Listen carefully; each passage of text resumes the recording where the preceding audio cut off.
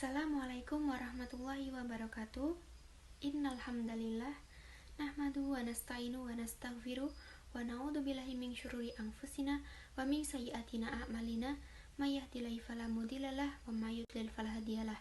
Asyhadu an la ilaha illallah wa asyhadu anna Muhammadan abduhu wa rasuluh amma ba'du. Yang saya hormati Ibu Falakul Aulia MPD selaku dosen mata kuliah bimbingan konseling serta teman-teman yang saya sayangi.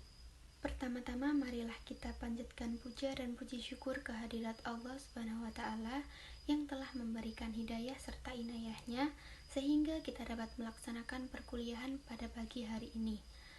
Yang kedua, sholawat serta salam tidak lupa kita haturkan kepada junjungan kita Nabi Agung Muhammad SAW yang kita tunggu-tunggu syafaatnya di yaumul kiamah nanti. Kami dari kelompok 4 yang beranggotakan Siti Nur Aini, Ayu Nur Fadilah, Taqiyuddin Hanif, dan Rinis Tianing Tias yang akan membahas materi tentang pendekatan, metode, dan teknik-teknik yang ada di dalam bimbingan konseling.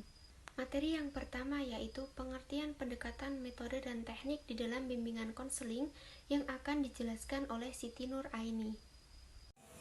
Baik, di sini saya akan menjelaskan pengertian pendekatan, metode, teknik dalam bimbingan konseling. Yang pertama yaitu pengertian pendekatan bimbingan konseling. Pendekatan terdiri dari kata dasar dekat yang berarti hasil usaha atau perbuatan mendekatkan. Pendekatan bimbingan dan konseling adalah cara atau metode yang dilakukan untuk membantu mengarahkan atau memandu seseorang atau sekelompok orang agar menyadari dan mengembangkan potensi-potensi dirinya, serta mampu mengambil sebuah keputusan dan menentukan tujuan hidupnya dengan cara berinteraksi atau bertatap muka. Jadi, pendekatan bimbingan konseling adalah suatu usaha yang dilakukan oleh konselor untuk mendekati kliennya sehingga klien mau menceritakan masalahnya. Yang kedua yaitu pengertian metode bimbingan konseling. Kata metode berasal dari kata meta yang berarti melalui dan hodos yang berarti jalan. Metode secara harfiah adalah jalan yang harus dilalui untuk mencapai suatu tujuan. Jadi, metode dapat diartikan sebagai sesuatu yang digunakan untuk mengungkapkan cara yang paling cepat dan tepat dalam melakukan sesuatu. Yang ketiga yaitu pengertian teknik bimbingan konseling. Teknik merupakan suatu cara yang dilakukan seseorang untuk mencapai suatu tujuan. Jadi, teknik bimbingan konseling adalah cara yang dilakukan untuk membantu seseorang mengenali dirinya dan dunianya. Materi yang kedua yaitu macam-macam pendekatan di dalam bimbingan konseling yang akan dijelaskan oleh Ayu Nur Fadilah, yaitu saya sendiri.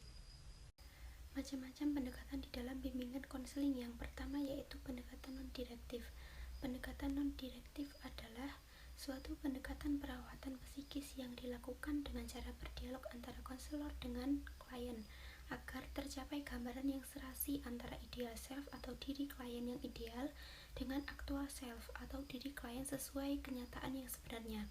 Pada pendekatan ini, seorang konselor sekolah berusaha untuk mendorong klien mengungkapkan segala kekesalannya, kekecewaannya, dan perasaan-perasaan tidak tenangnya. Secara perlahan-lahan, konselor juga mendorong klien untuk mencurahkan perasaan positifnya serta mengadakan penilaian terhadap pola berpikirnya dari pola pikir orang lain serta menilai perbuatannya dari perbuatan orang lain. Dialog ini diakhiri dengan tumbuhnya keinginan klien untuk membicarakan masalahnya dengan kedua orang tuanya. Pendekatan yang kedua yaitu pendekatan rasional emotif. Pendekatan ini adalah sebuah pendekatan yang berlandaskan asumsi bahwa manusia dilahirkan dengan potensi, baik untuk berpikir rasional maupun irasional. Penerapan pendekatan ini sangat ideal apabila diterapkan di sekolah, terutama oleh guru, konselor, atau guru pembimbing yang berwibawa. Guru pembimbing yang berwibawa akan mampu membantu siswa yang mengalami gangguan mental untuk mengarahkan secara langsung pada para siswa yang memiliki pola pikir yang tidak rasional, serta mempengaruhi cara berpikir mereka yang tidak rasional untuk meninggalkan anggapan yang keliru itu menjadi rasional dan logis. Yang ketiga yaitu pendekatan analisis transaksional. Analisis transaksional adalah salah satu pendekatan psikoterapi yang menekankan pada hubungan interaksional. Transaksional maksudnya ialah hubungan komunikasi antara seseorang dengan orang lain. Adapun hal yang dianalisis yaitu meliputi bagaimana bentuk, cara, dan isi dari komunikasi mereka. Dari hasil analisis dapat ditarik kesimpulan apakah transaksi yang terjadi berlangsung secara tepat, benar, dan wajar. Bentuk, cara, dan isi komunikasi dapat menggambarkan apakah seseorang tersebut sedang mengalami masalah atau tidak. Yang keempat yaitu pendekatan klinikal. Pendekatan klinikal adalah acuan kerja yang mendasarkan pada konsep bahwa konselor bukanlah semata-mata penata dan pelaksana tes, tetapi dia juga bekerja menghadapi individu sebagai pribadi seutuhnya. Jadi ini berarti bahwa konseling klinikal didasari pada pandangan tertentu tentang hakikat manusia. Klien yang perlu mendapatkan bantuan adalah siswa yang menghadapi masalah yang tidak dapat memecahkan masalahnya sendiri. Untuk dapat membantu siswa dalam memecahkan masalahnya, konselor harus memahami dengan seksama, seluk-beluk, dan lika-liku masalah yang dihadapi oleh siswa sebagai suatu dasar bagi konselor dalam menentukan teknik atau pendekatan yang tepat. Materi yang terakhir yaitu teknik di dalam bimbingan konseling yang akan dijelaskan oleh Rini Stianeng Tias. Oke, yang selanjutnya yaitu apa saja sih teknik-teknik dalam BK? Teknik dalam BK itu ada 4. Yang pertama yaitu bimbingan kelompok, yang kedua konseling individu, yang ketiga teknik tes dan non-tes, dan yang terakhir yaitu bimbingan klasik. Langsung saja yang pertama yaitu bimbingan kelompok. Apa sih bimbingan kelompok itu? Bimbingan kelompok dapat diartikan sebagai upaya bimbingan yang dilakukan melalui situasi, proses, dan kegiatan secara kelompok. Sasaran bimbingan kelompok adalah individu-individu dalam suatu kelompok agar individu yang diberikan bimbingan mendapatkan pemahaman diri, penerimaan diri, pengarahan diri, dan pewujudan diri menuju perkembangan yang lebih optimal. Nah, beberapa teknik dalam melaksanakan bimbingan kelompok dapat digunakan sebagai berikut. Yang pertama, pemberian informasi melalui kegiatan mengajar atau regular academic class, terus informasi melalui ceramah kelas atau upacara sekolah, berdialog atau konduksi dengan kelompok anak, informasi melalui media sekolah, pengajaran perbaikan, rumah program, karya wisata, serta sosiodrama dan psikodrama. Yang kedua yaitu konseling individu.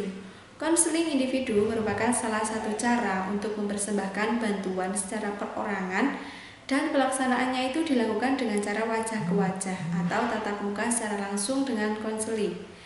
Nah, cara ini mengungkapkan berbagai masalah yang sangat kompleks atau sangat mendalam pada diri konseling. Masalah konseling yang sangat sulit terungkap di luar bimbingan dapat diatasi dengan cara konseling individu ini. Nah, selain itu, juga dapat disimpulkan bahwa konseling individu merupakan bantuan yang diberikan secara tepat dalam menghadapi langsung dengan konseli atau secara perorangan. Secara umum, dalam teknik ini ada 3 pendekatan. Yang pertama, teknik langsung, yang kedua, teknik tidak langsung, dan yang terakhir yaitu efektif konseling atau kampus. Yang ketiga yaitu teknik tes dan non-tes. Teknik tes ada beberapa jenis, yakni tes intelijensi, tes bakat, dan tes kepribadian. Lalu yang jenis non-tes itu ada observasi, wawancara, catatan anekdot, dan daftar cek. Yang terakhir yaitu bimbingan klasik. Bimbingan klasik adalah bantuan yang diberikan untuk siswa yang pelaksanaannya itu dilakukan di dalam kelas. Adapun objek yang dibahas sebagai dalam kelas ini itu seperti contoh gambar, tampilan video, dan lain sebagainya yang kemudian didiskusikan dan dicermati oleh siswa secara baik. Jadi, bimbingan klasikal itu merupakan bantuan yang diberikan dalam kelas berupa kegiatan yang kemudian dibahas secara terbuka dan bebas oleh semua peserta yang ada di dalam kelas. Oke, mungkin cukup sekian penjelasan dari kelompok kami. Untuk selanjutnya, saya serahkan kepada moderator. Demikian pemaparan materi dari kelompok kami. Apabila banyak salahnya kami mohon maaf. Terima kasih atas perhatiannya. Wassalamualaikum warahmatullahi wabarakatuh.